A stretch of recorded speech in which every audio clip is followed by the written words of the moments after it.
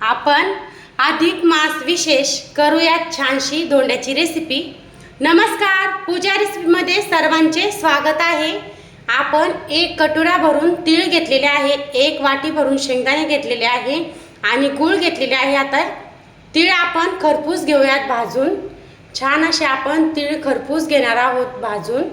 अगोदर आपण तिळाची कोन घेणार आहोत करून आणि नंतर आपण धोंडे बनवणार आहोत।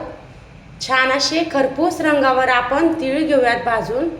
असे मस्त तडतड वाजेपर्यंत छान असे तीळ भाजून घेऊयात।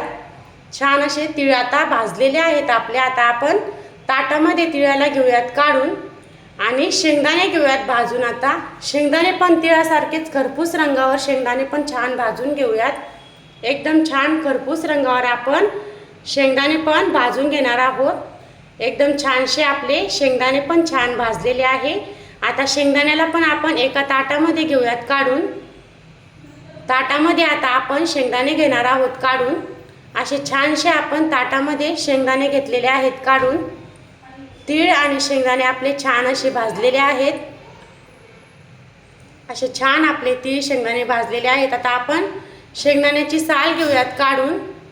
छान अशी शेंगदाण्याची साल आपण काढून घेतलेली आहे। आता तीळ आणि शेंगदाणे मिक्स करून मिक्सरमधून बारीक पेस्ट घेऊयात करून। बारीक घेऊयात पेस्ट करून। आता मिक्सरच्या ग्राइंडरमध्ये घेऊयात टाकून। गूळ आपला आपण छान असा किसून घेतलेला आहे। किसून घ्यायचा गूळ म्हणजे मिक्सरमधून एकदम छान अशी आपली तिळाची कोन होते तयार। आता आपण शेंगदाण्याची आणि तिळाची पेस्ट घेतलेली आहे करून। आता त्याच्यामध्ये टाकून घेऊयात गूळ आणि छान घेऊयात मिक्स करून। असा मस्त आपण गूळ तिळामध्ये आणि शेंगदाण्याच्या कूटमध्ये छान असा मिक्स करून घेतलेला आहे। आणखी एकदा आपण मिक्सरच्या ग्राइंडरमध्ये छान असं फिरून घेऊयात। छान अशी आपण कोन मिक्सरच्या ग्राइंडरमध्ये टाकून छान फिरून घेणार आहोत।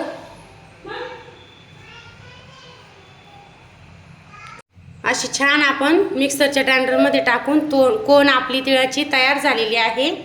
आता आपण एक वाटी भरून रवा घेऊयात आणि थोडेसे घेणार आहोत आपण दूध। छोटी वाटी भरून घेतलं तरी जमते दूध, म्हणजे जेवढं पाहिजे आपल्याला थोडेसे टाकूयात तूप। त्याच्यामध्ये जसे लागेल आपण तसेच घेणार आहोत तूप टाकून आणि छान असं हाताने घेऊयात मिक्स करून। चिमूटभरच मीठ टाकायचं म्हणजे धोंड्याला टेस्ट एकदम छान येते। आता आपण दूध टाकून छान असा उंडा घेऊयात छान असा लावून। रवा, दूध, तूप आणि थोडेसे मीठ असं 5 मिनिट आता आपण मुरत ठेवूयात उंड्याला। 5 मिनिट झालेले आहेत। आता आपण छान असे छोटे छोटे गोळे घेऊयात करून। असे मस्त आपण छोटे छोटे गोळे करून आता एक गोळा घेऊन छान असं भरून घेऊयात सारण। अशा पद्धतीने छान असं आपण तिळाची कोन छान अशी भरून घेणार आहोत धोंड्यामध्ये। एकदम असे टेस्टी लागतात तिळाच्या कोंदीचे धोंडे। असे तयार झालेले आहेत। आता आपण कढईमध्ये आपलं छान असं तेल गरम झालेलं आहे। आता एक एक करून आपण सर्व धोंडे घेणार आहोत तळून।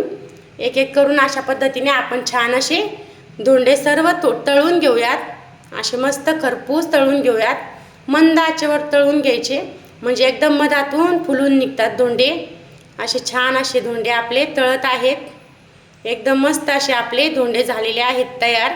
आता आपण धोंडे घेऊयात काढून। छान असे आता आपण धोंडे काढून घेऊयात। असे खरपूस रंगावर तळून घ्यायचे। तयार आहे आपले एकदम छान असे तिळाच्या कोंदीचे धोंडे। लाईक, शेअर, सबस्क्राईब जरूर करा।